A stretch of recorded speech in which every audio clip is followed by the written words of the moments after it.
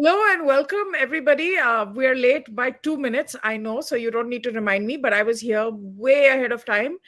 And I even replied on the chat. It's actually our honored guest today, Sandeep Balakrishna, who's late, who's in combat gear. I don't know if he's been fighting Aurangzeb out Well, in the well, jungle well, I think of the dress Karnataka. suits the dress suits the occasion. So yeah.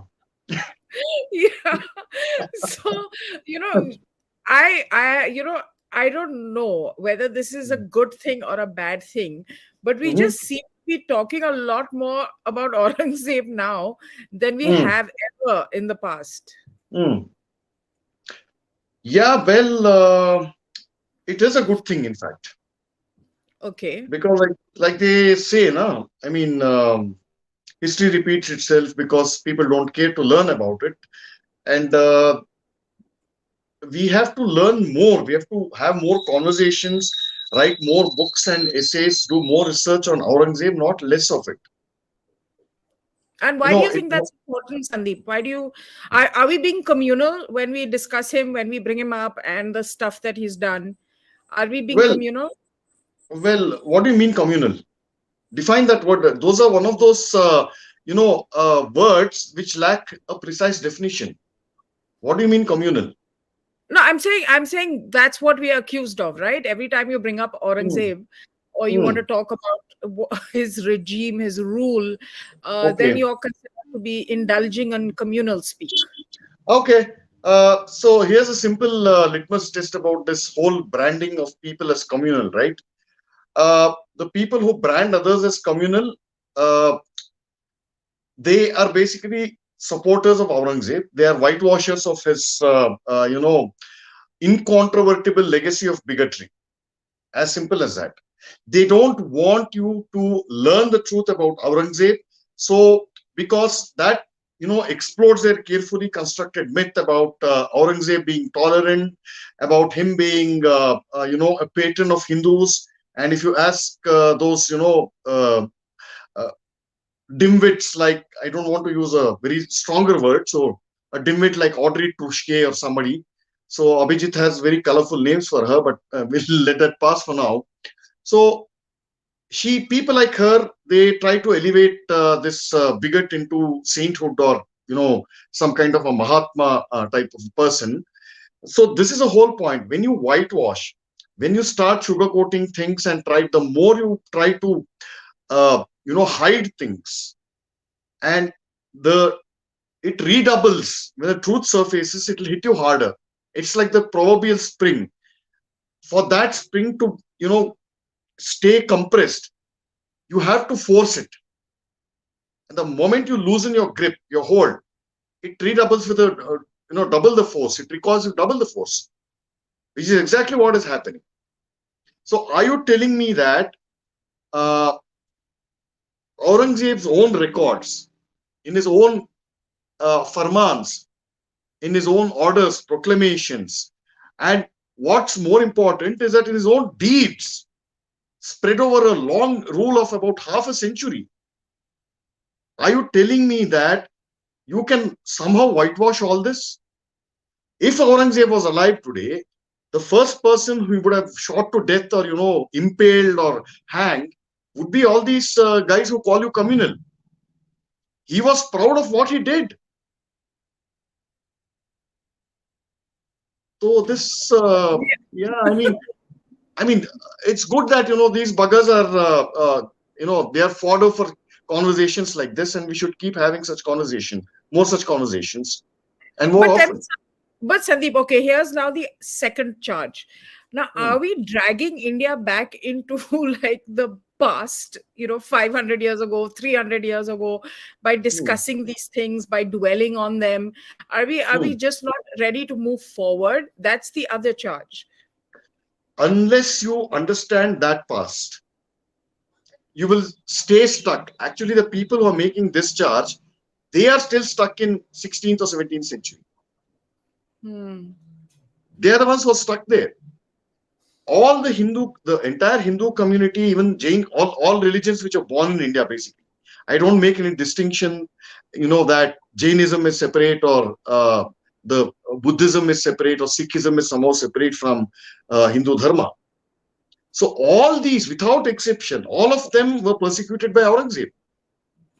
Hmm. Hmm. So this, I mean, these are all specious arguments, yeah, Advaita, really. They are based on nothing but pushing a certain political agenda and using Aurangzeb as a tool to push that Hmm. agenda. Hmm. And a rudimentary reading of his life, Hmm.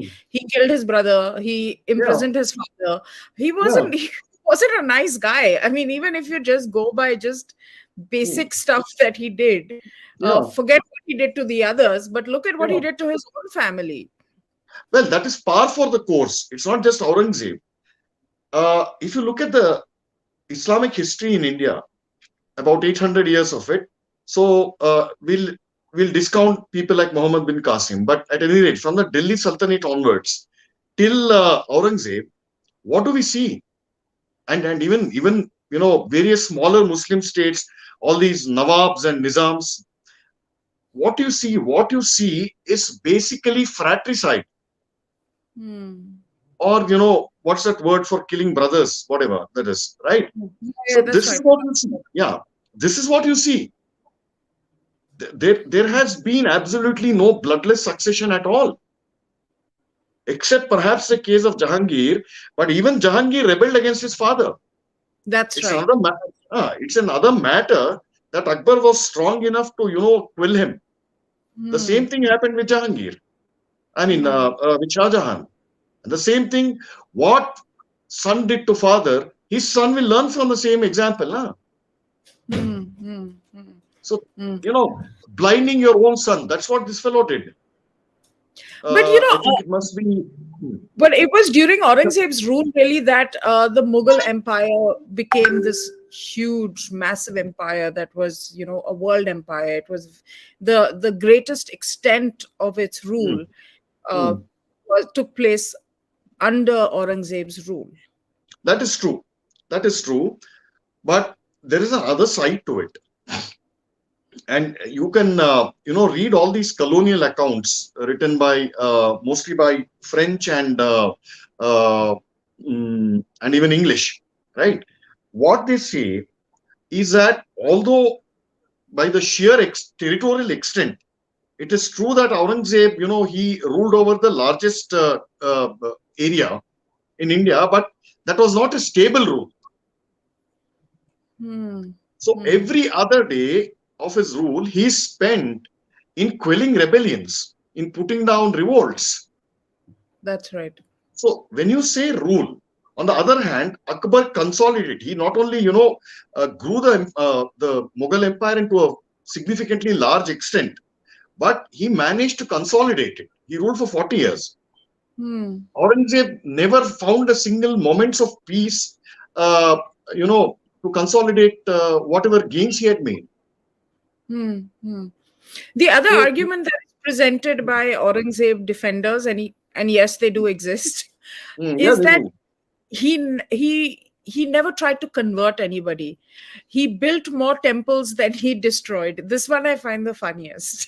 So Yeah, go so ahead. see, this is a guy who demolished all the three or four sacred, most sacred sites of Hindus: Somnath, Kashi, Mathura, Ayodhya, numerous other temples. Okay, the Jadunath Sarkar gives a list of 237 temples in his appendix to the third volume of his History of Aurangzeb from the Persian sources.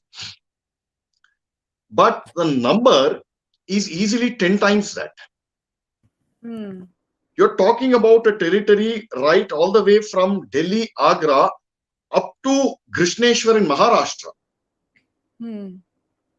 This is a spread. Even Bidar, Gulbarga. Now, So, Sandeep, this is hmm, something that I've read, and I want to check this with you. Is that Kashi Vishwanath, for example, the hmm, reason why hmm, Aurangzeb had such a huge issue with that hmm, temple in particular hmm, was because the Gorakhnath Mutt, which were hmm, the defenders of that temple, hmm, organized and actually hmm, fought his army. So hmm, it was more of a political response Hmm. than it was a religious response. What do you have to Yeah, say about that? this is all acrobatics which fools no serious historian or no Hmm. scholar who has read it. When Aurangzeb issued an explicit farman specifically ordering the demolition of the Kashi Vishwanath temple. How does it become political, yaar? Because they say that the Nath Mutt, I'll tell you. which Wait. was was I'll tell defending you the one more.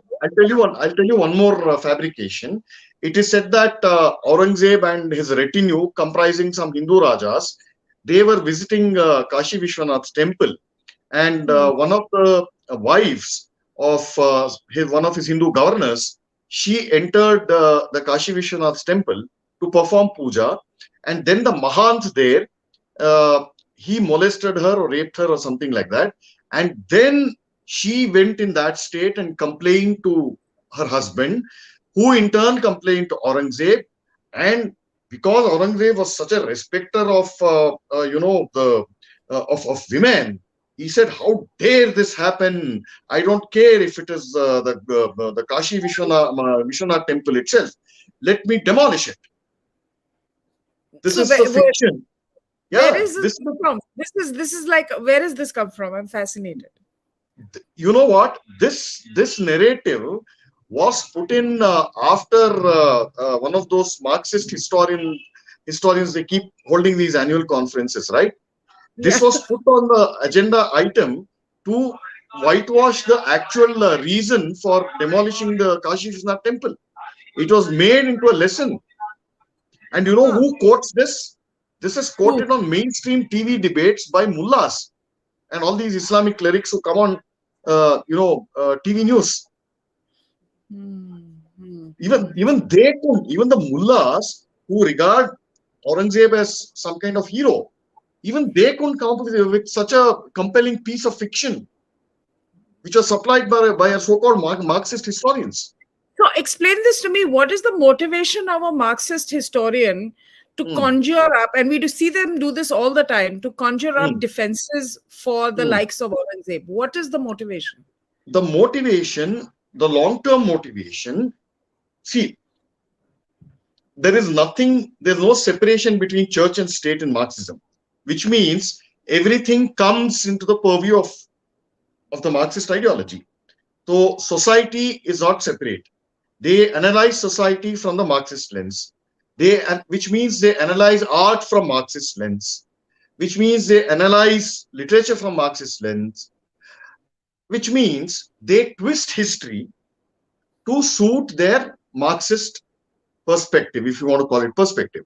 So in Hmm. India, what they found, these guys, what they found, uh, that the biggest obstacle that was standing in the way of ushering in a grand Marxist land of Revolution. milk and honey was the Hindu society and its resilience. So Hmm. what do? How do you circumvent that? You circumvent it, but the evidence was so compelling, and these evidences, they were left behind by primary sources, by Muslim historians themselves. So what you had to do, you had to either deny it or whitewash it or downplay it, or Hmm. push it under the carpet. Hmm. And the Hmm. Hmm. Marxists did all of the above. So Hmm. unless you show that Muslim rule was actually a force for good in India, there is no way you can break the Hindu society and its roots.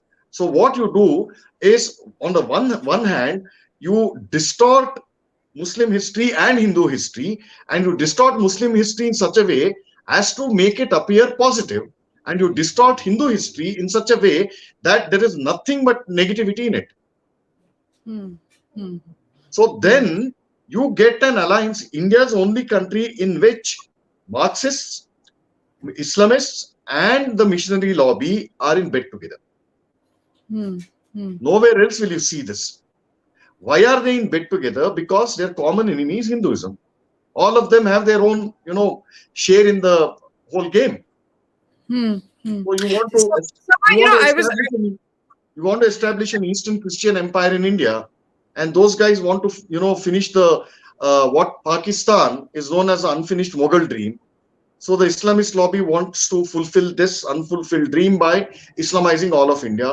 And the communists, as they were called then, wanted to, make an alliance with these guys in order to bring in their own establish their own ideological empire. So, sab chalta hai. All means are valid. I was reading Iqbal, the kind of the ideologue, the poet of Pakistan, and all of that. Yeah. Yeah. He seemed to have the most honest take when it came to understanding Aurangzeb or defining him in the context of the subcontinent. And he said he was sort of the beginning of Muslim nationalism. How do you respond to that? What do you make of that? Did Iqbal actually say that it was a beginning of Muslim nationalism? Yeah, like a nationality, like a nationalism, nationality. I read it a while back, but well, okay. I think he was slightly I think Iqbal, if he actually used those words, he was slightly mistaken, because Islam doesn't recognize geographical borders. What perhaps Iqbal could have meant was that Aurangzeb was the beginning of the complete Islamization of India, in which India, undivided India, would become part of the Muslim Ummah, such as was already existing. Now, out of the 51 odd countries, 52, whatever, Muslim countries, Islamic republics in the world, they are countries in name only. But they are all part of the Muslim Islamic Ummah, the global Muslim order. But there's a lot of discrimination amongst them also, like the Arabs versus the non-Arabs, the Shia, the Sunni. There's a lot of that also that goes on, despite this overarching... this is a point, and it's a wonderful question you brought up. Now, why does this happen? Because you have, at the fundamental, at the theological level, you are impelled, you are mandated by the divine will, if you want to use that phrase, to constantly fight the other, or to convert till doomsday, till whatever, till the whole world becomes Darul Islam, this kind of thing. So when this is inbuilt into you, which has divine sanction and scriptural sanction, kitabi mazhab type, right? When this is the basis, you will soon run out of others, right? You will soon run out of enemies, and you will turn against each other. Which is why we see so much strife in the Muslim world. Since the beginning of Islam, you show me one decade of peace or one day of peace in Muslim countries. This stretches across 2 or 3 continents. But yet it is the fastest growing and the youngest religion in the world. Yeah, fastest growing because of their fertility, to put it politely. That is one major reason. And you can have unlimited children till that poor woman gets tired or dies or something. And plus all this legal sanction for marrying 4 wives and then conveniently giving talaq when you're done with it, and then getting another lady. So that is the biggest reason for why it is most rapidly growing. The other thing, coming back to Aurangzeb, and his Prime Minister brought up, we had the first Veer Bal Divas, which was to honor children who had shown exceptional bravery, and it's in honor of I think it is Guru Gobind Singh Ji's children. Yes. Fateh Singh and the younger child, who were just 9 and 6 years old. How they were beheaded by Aurangzeb on Aurangzeb's command because they refused to convert. No, they were actually his 2 children were actually buried inside a wall. Oh, buried inside a wall. That's correct. Sorry. sorry, his older two were killed in the battle Yes, that took yes, yes, place the battle. earlier Yeah. that year, and then the younger two were buried into a Mm, war. mm. Just, I mean, just unbelievable cruelty. Uh, Yes. do you know? I think also around this there has been talk of conversions and about Mm, bringing out a law that is mm, against conversions.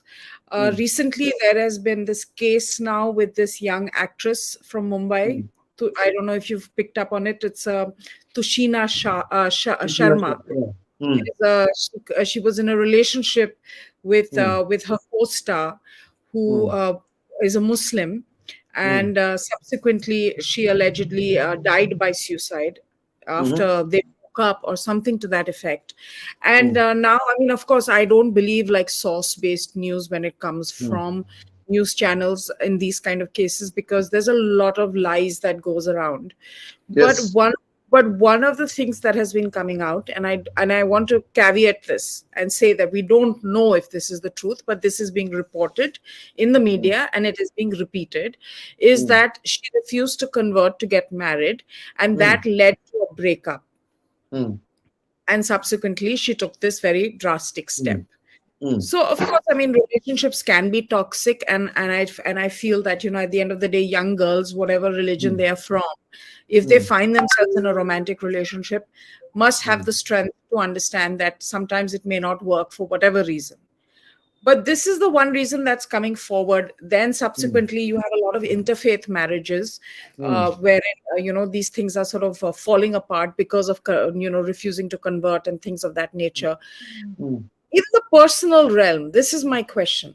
In the mm, personal realm, say tomorrow I fall in love with someone who's of a different faith, and if I mm, want to be with them, can mm, the law come in and stop me from converting or not mm, converting, or mm, pressurizing my partner if they want mm, me to convert to not want me to convert? I mean, doesn't this mm. all just get too personal, even if there is an unfairness in it?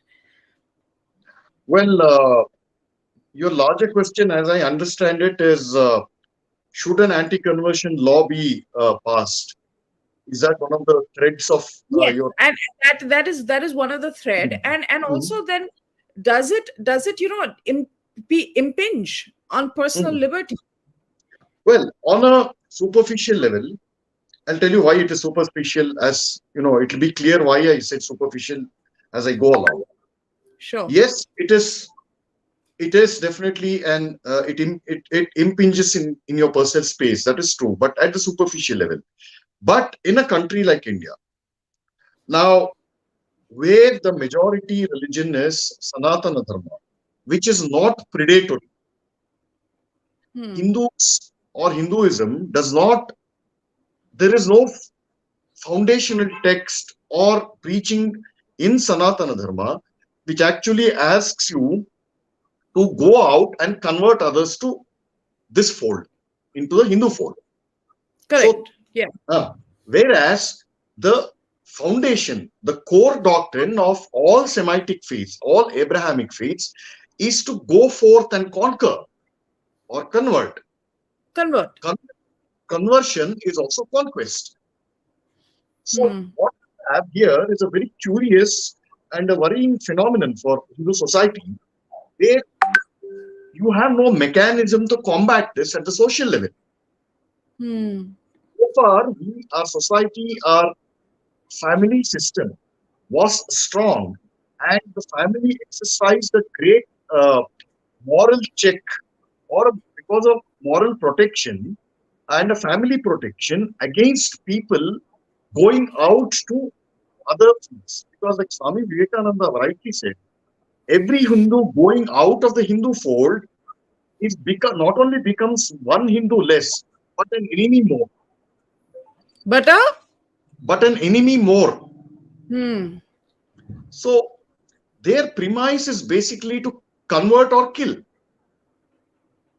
So they exist. But that would have been a thing of the past. I'm going to counter you on that. I don't think today we are in a situation, unless Mm, you're in ISIS territory, and there are definitely elements like that who exist, who are mm, going out there and saying either you convert or we'll kill you. Yes, they may mm, be using subterfuge. They may be, kind of tricking people into things, mm, into mm, situations. They may be pressurizing, social pressure, peer pressure, even blackmailing. But no one's going mm. out there and, doing that. It is not because of a lack of will, but that they are not doing it, but it is simply because of a lack of absolute political power. That's all. We live in vastly changed circumstances, and those communities have understood that. Why don't you see this aspect of religious conversions in, say, America or Europe? Christian conversions, especially. But even in America, where Islam has gained more than a foothold, you have all these Islamic seminaries and all these places of worship or so-called Islamic centers who actively do what missionaries do, handing out pamphlets, inviting people, giving dawa to people, No, no, inviting them to the. I've been at this thing at a book festival, and I've got off the stage, and a young lady, very charming young lady, has come and given me the Quran and Yeah. what it goes with it and all, and Do I you have do? no problem with that because No, no. in, Advaita, do you do that? Do you do that? Do you go out unasked? Do you go out, approach strangers, and give a copy of Bhagavad Gita to them, or Ramayana or Mahabharata to them? our ISKCON brothers, Hare Krishna, they They, do they do do that. that for a different. They They do do, that for a yeah, different reason. They do that for a different reason, and I don't want to get into that. We'll have a discussion on that separately. definitely. They do Okay. that because they thought that but you could imitate, you could gain over your enemy by imitating his or her tactics. But that's a different topic, like I But said.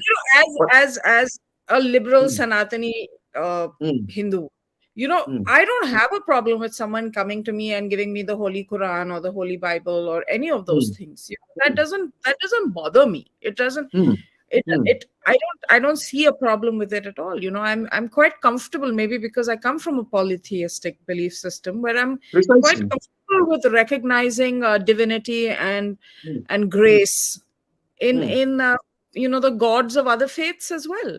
mm. No, but here you get into the realm of philosophy.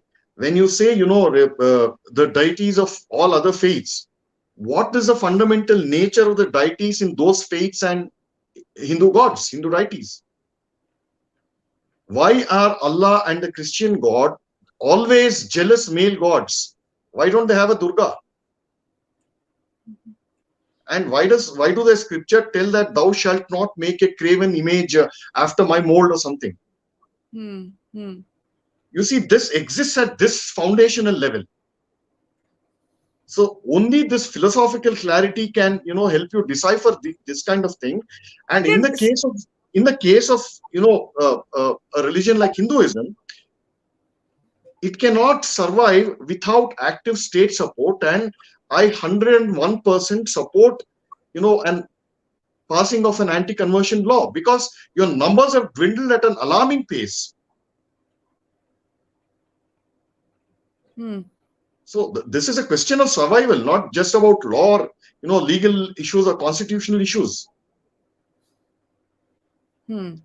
And you feel this anti-conversion law, whatever it is, should be something that there's a criminal aspect to it where people get jailed, or is it like a, you know, basically criminalize it? It becomes part of the. Yes. It should contain penal provisions. Yes. Hmm. Hmm. I also lived in the Bible Belt for No, four you did. years. Where? Yeah, Where? Georgia in the Oh, United States. So wow. that's Okay. hardcore, Yeah. Hardcore evangelical Bible and belt. Yeah. Southern Georgia Baptist. lose. Mm-hmm. Yeah. Okay. So Mm, I remember on Sundays, that's the day mm, you used to get to sleep in. So you wake up by yeah. 10:30, 11, and people are Mm. already, like, my roommate was already off to church at like 8 in the Church. morning. Yeah. And then by what 9:30, 10:30, they would Mm, come back from their different churches. And if you were like in your pajamas and you'd just woken up, there was almost mm. this thing that, oh, you didn't go to church. Yeah. Yeah. Guilt And tripping you basically. Yeah. yeah, so there were like attempts to convert me, Mm, for mm, sure. mm. Yeah. And I think And I think part of it is because I'm this Sanatani liberal and I'm open to everything. In Mm, fact, even last week, when I was in the hospital with a mm, relative, the gentleman on the next this thing was from Somalia, and he's a Muslim, mm, and mm, so we also got talking, mm. conversationally, and he kind of said to me, he says, Islam is the best number one religion in the world. Yeah, there you go. Look at And I what said, happened in Qatar. Advaita, look at what happened in Qatar. yeah, and I said, okay. Yeah. I said, yeah, sure. Mm, I mean, for you, yeah, mm, okay. But I mm, don't get like riled up about it, if someone is saying that to me. I know that mm, if I had said it, I would have mm. probably upset him. Yes. But if someone says that to me, I'm like, all Mm, right, that works for you, wonderful. yeah. So But if you're saying look, that this this attitude makes us sitting ducks? Is that what you're saying? yes, yes, exactly, That's what you're saying. exactly, And why exactly. you say that? That's what I want to try and understand. What? Is why do you feel that this attitude makes us sitting ducks? No, because you're not prepared. Most Hindus, an average Hindu, for example, he will see these acts of terror and this 36 cutting of pieces, this kind of thing. He will see that as an act done by a cruel Muslim, right? Mm. What he does not see is that what impels them, what motivates them to do this, what motivates them to carry out all these temple vandalism. Even today, just 3 years back in Chandni Chowk, the Durga temple was smashed. Yeah, I know. But Yeah. but but So Sandeep, why? And these are smashed not by some imam or mullah or maulvi. It was done by local Muslim thugs, their neighbors, your friends, but then you but for then so you many years. define them but then you define them correctly, they are thugs. And every Well, faith and every they demographic has its no, share of thugs. correct. They are thugs, but armed and motivated and trained from a very, very early age with a certain specific kind of teaching, which really never goes away. But then, which brings us back to something that I feel is maybe, why are we not looking within either? It's okay to like Mm, look at evangelical activity of mm, persuasion, deception, force, whatever you want to mm, call it, when it mm, comes to proselytizing faiths. But mm, we are not a proselytizing faith, right? mm, But then mm, why are we not focusing enough on passing on traditions mm, to the next generation, to having, mm, because we don't have the culture of mm, a Sunday school, for example, or going to mm, church or communal prayer. mm, mm, We pray in our homes, we go on our pilgrimages when we want mm, to, when mm, it suits us. We do have festivals, sure, we celebrate mm, festivals, but they're like, there's like a 15 minute ki puja, and then the rest of it is party mm, time. So mm, there is we are at fault as well, right? Rather than looking outwards, let's look Uh, within. Where have we I tried think to build community? Like in historically, our mm, mutts were, mm, were very much centers of learning, of socializing, of mm, interaction, of community engagement. We don't mm, have those anymore. mm. Well, I partially agree with you. Yes, we need to look within. But the point is why we have reached this really worrying, alarming stage is because the backbone of the Hindu society has been broken, perhaps to an irreparable extent. This this is a religion which used to survive. It was bound together by communities, and then you had a certain kind of venal politics after independence. See the kind of damage that has occurred to the Hindu society has occurred, the maximum extent has occurred after independence, not before that. Hmm. You had castes, or what the Europeans called it as caste. You had varna, you had jati, but you never had casteism. Hmm. Casteism, when you use the Now, word ism, it becomes explain it. that.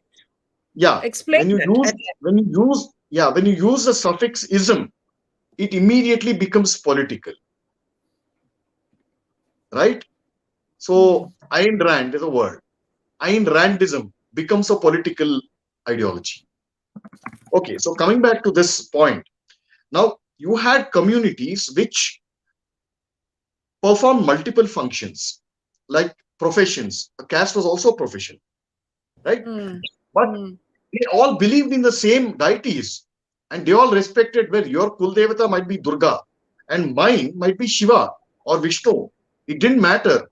They would contribute to the same temple in the village or in the town and they would Hmm. fund the same Tirthyatras. For example, if your Tirthyatra, if your Kuldevi is somewhere in Dehradun, right? Mine would be in Palani in Tamil Hmm. Nadu. But if you took out a Tirthyatra or somebody from my town took out a Tirthyatra to Dehradun, I would fund because it would give me punya. No, so my the So Kalas. this is Okay. how wait. So this is how the whole society functioned. Hmm. And everything was an act of piety. The whole life, a whole traditional Hindu life, it didn't matter which caste, it didn't matter which varna, which kula. Piety was the bedrock of it. And piety needs deity. And this was ingrained in your DNA for minimum 7,000 years. Hmm. Hmm. Now, a crude kind of democracy that which we adopted, which gave rise to all these criminal elements who became ministers. We don't need to get into that. So they began to cut this whole society into pieces and isolate them. So how can you put them back together? Yeah, fine. A Shudra might have recognized someone as a Brahmin and paid respect or whatever, but the Brahmin never denied this Shudra his rights to livelihood, and he was dependent, in fact, on these people. So there was mutual harmony that way. 60, 70 years ago, you could observe that in the villages. Even when I was growing up, it was the But that community. sounds, Sandeep, that sounds like there was a lot that was wrong with the casteism, to use Correct. your term, The and best it count, didn't the exist, best. and I'll it tell you. still exists. I'll tell you. I'll Yeah. come here. I'll come to that. I come to that. So the best counter to that was that anytime this imbalance, all this oppression or whatever you said, right? So there was a lot of injustice. When it reached a certain stage, at every stage, when this kind of thing, oppression and imbalance of forces, social forces, exceeded a certain limit of toleration, an automatic self-reformation system used to kick in. You had the Bhakti movement, you had this Lingayat movement in Karnataka. These are all self-correcting mechanisms which are inbuilt into our social and our community structures because of the fundamental philosophy which informs them is profound. Hmm. Hmm. So that was cut off by this kind of venal politics. That these people and all this caste operation. Frankly, if you read the records, okay, there's thousands and thousands of pages of history which are there in inscriptions. My upcoming book, I'm going to plug it in.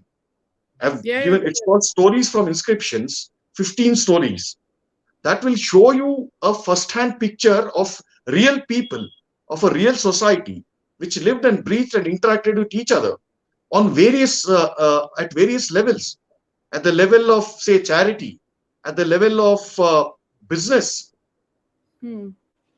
at the level of Hmm. politics, even at the level of say something as mundane as digging a step well. Everybody got together. Hmm. Now, here's a simple thing. There is a place called Mangalyana in Rajasthan. So one Rajput governor, he commissioned the building of a step well there, and he said, "Look, I'm going to impose a certain cessus." He did not, charge any tax, raise any money for the capital expenditure, but he said to maintain the step well, I am going to levy some special cessus from certain communities only to fund it, to fund the maintenance. So oil men, basically people who make extract oil. So they were levied a certain special cess, and then another community of weavers, another community of garland makers. They were, charged a nominal amount of tax. But what is the even better thing about this story? It is a fact that this governor, Jaitra Simha, his name is Jaitra Simha, what he did was that he constituted a management board for this step well, and he appointed the heads of these communities, the tax-paying communities, to manage it for perpetuity. Now, are you telling in the caste hierarchy, so-called caste hierarchy, Mm, oilmen, garland makers come somewhere down in the line? Not a single Brahmin was appointed to the board. mm, mm, Chaitanya himself was a Rajput. He didn't mm, nominate himself, although he had the political power to do it. If they were so mm. oppressed, why would they pay tax? So this So, caste operation has so this been is exaggerated by extrapolating some isolated incident. Remember the period also. You're talking about minimum of 5,000 years, if not more. mm, You take some, extrapolate some isolated incidents which have occurred. 5,000 years is a long time, which has mm. occurred here and there, and then you characterize that as a defining feature of the Hindu community, of the Hindu society. Are you Well, saying that only I our think are you saying that only our society was had these hierarchies? What about medieval Europe? What about America, which had which assassinated a president because he freed the black slaves? mm, mm. Yeah, Lincoln, who Yeah, is, by the way, my favorite political hero in the world ever. yeah. I have a great Abraham. regard for him. I just I think he's amazing, Yeah. but but we will discuss this at length because I think Mm, what you're saying is interesting. I'm not sure I mm, agree with it 100% because mm, there are just too many relics of that caste mm, system that we experience even in mm, present day India for mm. it to be as isolated as you're Because suggesting. this is a Kind good of, point. yeah. I'll tell you why. I'll tell you Mm, why. This is because of the kind of politics that we've adopted, which killed, which isolated, split different castes instead of combining them, instead of uniting them. No law had united them, united the Hindu society. It was a mm, common bonds of devotion, piety, and a certain sense of inward looking attitude that had shaped and bound us together. You divide mm, them as electorates, as simply vote banks. This is what will happen. So the mm, so-called upper caste would be forced under such a system. Each caste would be forced to fend for itself, and if mm, that means oppressing, people who are powerless, who or have comparatively less power than you, so be it. mm, mm. No, let's we in fact even our We'll keep viewers it are for saying another day. We'll keep it that for we another must, day. yeah, we must have you back and discuss this at Hmm. greater length and more We'll do that. detail. Coming back to our old friend Aurangzeb, Aurangzeb. I mean, why do evil people get to live so long? He lived till he was 88, Yeah. you know, Well, and till there is a proverb, Advaita. There's a proverb, "Papi chirayu." okay, what does that mean? I Papi understand ka papi sinner long has an ayu. a sinner has eternal life. Oh my god. I mean, there is some secret to longevity there because I mean, you're talking about an age where people didn't live that long. You Yes. had to really, Yeah. be doing some. But on the other hand, he was very frugal. Hmm. It Hmm. seems he died with only 300 rupees before, despite being kind of the ruler of the conqueror. 300. Okay, this is another thing. Okay, 300 rupees and an entire empire. Yeah. I'll answer this. I'll answer this with a very nice retort that Rajnikant gave. Hmm. So, way back, 5 6 years back, I think I was watching an interview. So this anchor, she's obviously eager to please this superstar. So she says, you know, despite your stardom, despite all this fame and all this wealth, how can you be so simple? What is the secret of your simplicity? You walk only with a Hawaii chappal and you wear, dhoti and, a plain shirt.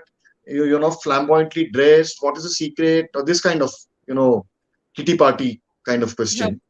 So he laughs loudly and he says, look, I never claimed that I'm simple.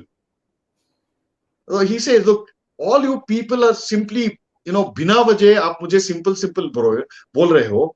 I live in Post Garden, which is Hmm. the which is also the area in which Jayalalitha lived. Correct, correct. I live in Post Garden. I have minimum of 20 cars, and my house is valued at some 150 crores. And I Hmm. can, if I want to, I can travel in a private jet. You tell me under what definition of simplicity does all this fall in? Hmm. Hmm. Hmm. True, true, So this true. 300 rupees and frugal and all that personal habits. He had an empire. Don't forget that. Yeah. And Lal Singh is saying Sandeep is right. Adeta is confused. She doesn't want to be seen as right wing and Muslim would. What nonsense, yeah. You can't even question and have a conversation, an exploratory conversation about issues without being tagged as, this or that or the other. And this is like, I think, problematic. This is the kind of Semitism that I'm Mm. seeing happen in the Sanatan wing as well. Mm. Where it's like Abrahamic, I mean, it's like, this or no, nothing. No, no, you And can't. You that, can't see a very, very wise old lady whom I know, a very distinguished academic. She once told me that if human beings have wings, they can't fly.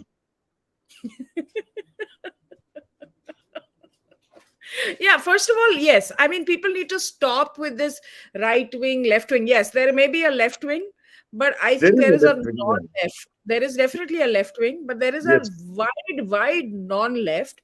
And Yes. please don't get stuck in this, I would say, Abrahamic sense or Mm. version or lens of the world, Mm. wherein people are just what they are and what they should be and where they will remain forever. That's not Yeah. how the world works. That's not human beings. Mm. And the reason that the left has repelled so many people, Mm. remember the left, hell, the world was divided into two parts. Forget Yeah. anything else. Yeah. Forget a country. And there Yes. was there was a proper communist bloc. I think some of these Yes. people are too young Mm. to remember that, but No, I was that also is a success. that No, no, that period. is Yeah. one of the The reason Advaita. people went off with the left was because of this attitude, this Sorry, kind what? of rigidity. This rigidity of the left is Mm. one of the major reasons why thinking people and Mm. ordinary people started disassociating with them, because it was this entire thing that you better think this way. It was like a religion. It is a religion, actually. Marxism is a religion. It's just a Marxism is different. a religion. Yeah. Karl Marx is a prophet. Das Kapital is the Holy Bible or Quran. Hmm. उतना ही है. And communism takes a lot of lessons from both these religions. It's a godless religion. That's all. That's it. It's a That's it. godless religion. You That's the can't only. you can't divide the world into two camps and hope that you will bring in everlasting peace and harmony. Yeah. Yeah. Never works. Has never worked. Will never work. Which reminds me, what did you make of, Salman Khurshid saying that Rahul Gandhi is like Lord Ram? Until a few years ago, the Congress was actually filing affidavits in court Hmm. denying the existence of Ram. So, Hmm. I mean, hypocrisy is a whole new game, isn't it? Yeah, who's Salman Khurshid? Yeah. Look, here's the thing, Advaita. When Rahul Gandhi himself has become irrelevant, who is Salman Khurshid? Why are we wasting our time and energy discussing them? Hmm. Hmm. See, that party is over. If Hmm. this man had to run all the way to Wayanad, where he has no base, he can't speak the language. I don't think he's ever set foot in Wayanad in his entire life, except for vacations. Before elections, remember, just 2 weeks before the nomination and things, when he got, confirmed intelligence that he is going to be battered very badly in Amethi by Smriti Irani, he opted for a second ticket, second constituency. What I've heard is that he hasn't even went back to Amethi. You hardly see him go to UP. Even the Bharat Jodo Yatra, Yeah, it's not he gone to did. UP. It's like he's taken it really personally, and he's Yeah, not going to the largest state in the country. नहीं वही होता है ना, तुम्हारा बाप का जागीर था ना इतना दिन, अब वो किसी ने स्नैच कर दिया. This is what Congress dynasty is about. This is what dynasty is about. ये मेरा है, हमेशा मेरा ही रहेगा. Rasik has pointed this out. Yes, Rasik, from Aurangzeb to Raga to Salman Khurshid. We're not making any associations there. It's just the way the conversation flows. actually, So that's what podcasts are. You start one place and then you end up someplace entirely different. let But it be spontaneous. It should be spontaneous. So yeah, and it I is think true. Sandeep is so knowledgeable and so easy to talk to. And I've always said this about him, that he's someone who's extremely well read, very, very scholarly, and yet has a way of breaking it down and engaging and challenging you in a very simple way, so that it's very accessible. A lot of intellectuals feel the need to become very dense with what they say, because that elevates them, and makes Mm. them seem smarter than they are. But you do just the opposite. You kind of simplify it, which is which You're, is you're great. just being very kind. You're just being very kind to me. Oh, it's true, it's true. Yeah. So Okay. that's what I Mm. think it is. But we were supposed Yeah. to go on for half an hour, but we're on to 51 minutes, so I think it's Okay. time to wrap this up. Thank Certainly. you for this very engaging conversation, and we will of course have you back again for more. I like the caste system, like different aspects of history that we just don't talk about enough. I want to really talk about this whole thing, that there is no intellectual, I hate the word, right. Mm. And I know that you've read widely, and every once in a while, when I get despondent about something, and you'll turn around, well, you're the so and so of your generation. Who was the last person you said? I'm What? the What? this There was some tweet I put out, no, that I will never be considered right wing or something, and then you wrote back to me and you messaged me on WhatsApp, and you said you're the who is it of Oh, this Jagannath generation? Sarkar. Jagannath Yeah, Sarkar. yes. Yeah, he had the good fortune to be hated by both the left and the nationalists. Yeah. And the nationalists. Yeah. So you said you're the Jagannath Sarkar. So I said I Yeah. must read more on him and figure him out, because he sounds like he could be me, or I could He's be a him. legend. He's a legend, and all our history that about Aurangzeb that we Hmm. know today is his single-handed gift. Ah, interesting. Interesting. Very. I Yes. mean, and people like Pilu Modi, and people like that we really need to talk more about. They may not have been like right wing, but they were definitely Mm. dissenters in their time, Mhm. and intelligent dissenters, who Mm. really stood for things.